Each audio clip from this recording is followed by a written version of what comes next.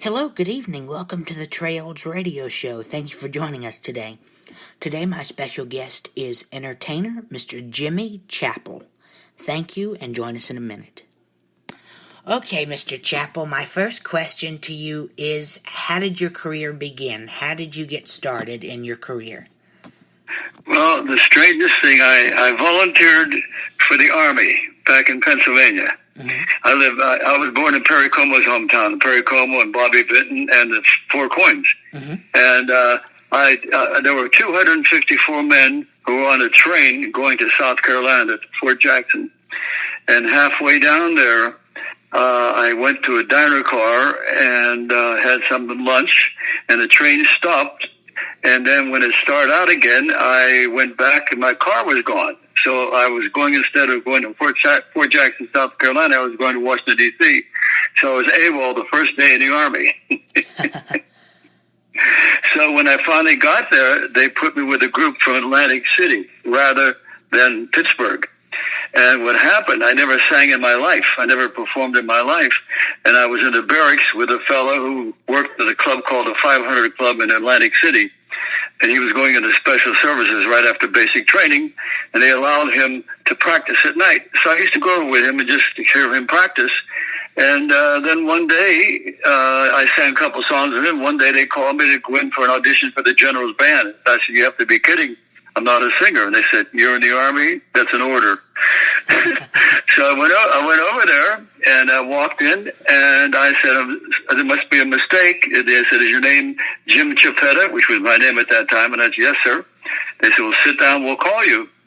So I sat down, and other singers went into audition. They called me. I walked in, and there was my friend piano player. He put my name in, and he started playing my intro. So I sang the song, and they picked me for the General's Band. So that's when I started singing. When I went to the Army, by mistake, I missed the train. So that's what happened.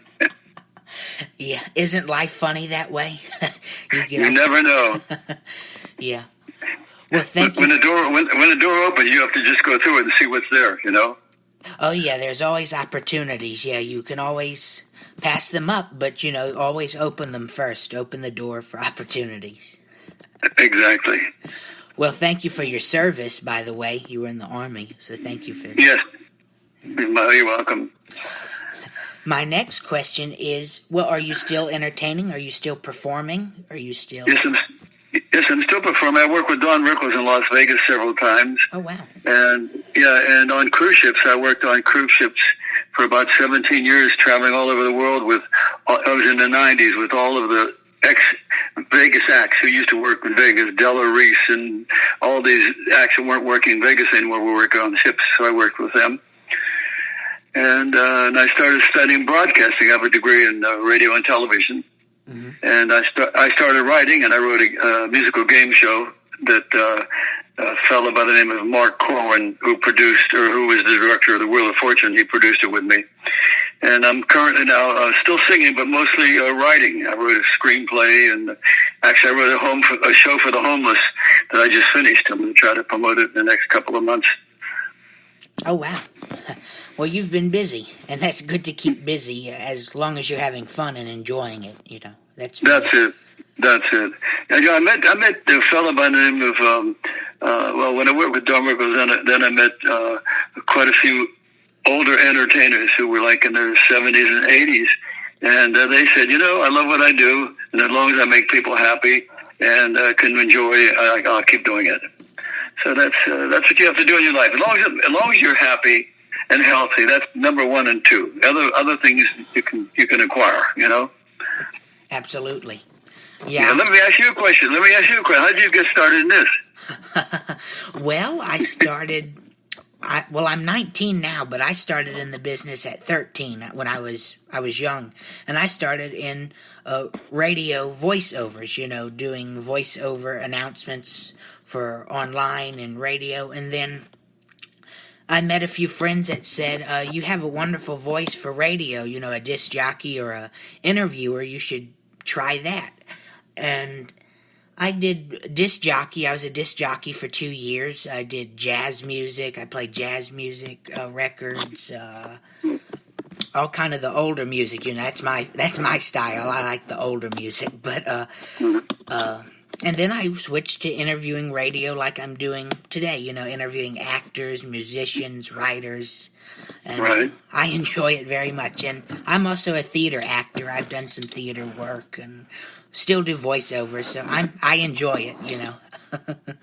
That's great. That's great. It's amazing that you just have to do what you do, and life leads you to other places. Like I said, when I missed the train, and then when I worked on cruise ships, I met a fellow who was his name was Larry Hovis, who was I don't know if you ever watched Hogan's Heroes. Yeah. Uh-huh.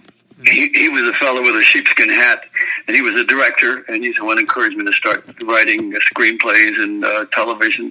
So you never know. You never know. There's a fellow that I have breakfast with every Saturday.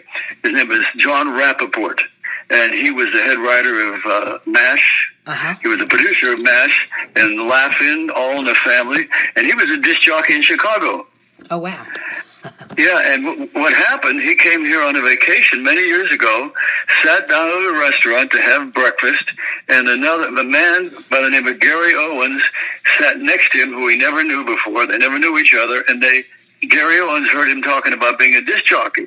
And Gary Owens was the main man in Laugh-In, and he introduced himself and invited him over to Laugh-In, and that's how he got started, just by having lunch at the wrong place, or at the right place, actually. And so you never know. You never know. Absolutely.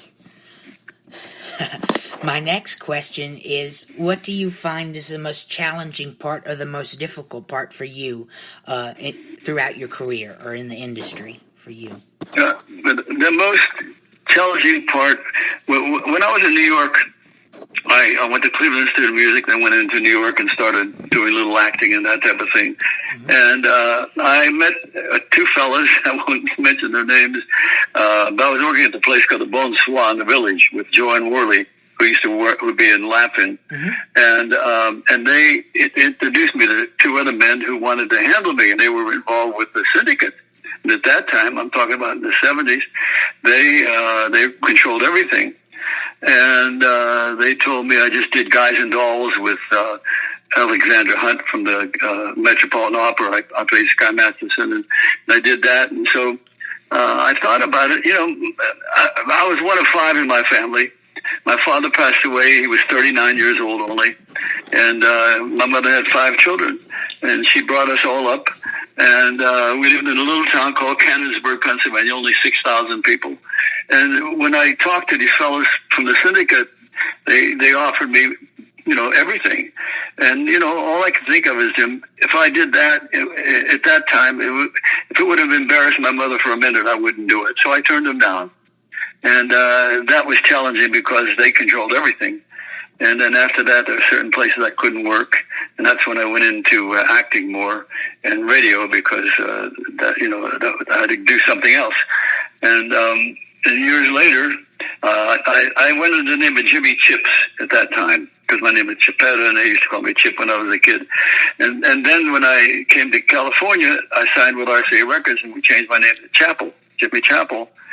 And I started working with a famous entertainer, and we got along great, and he was going to work with me.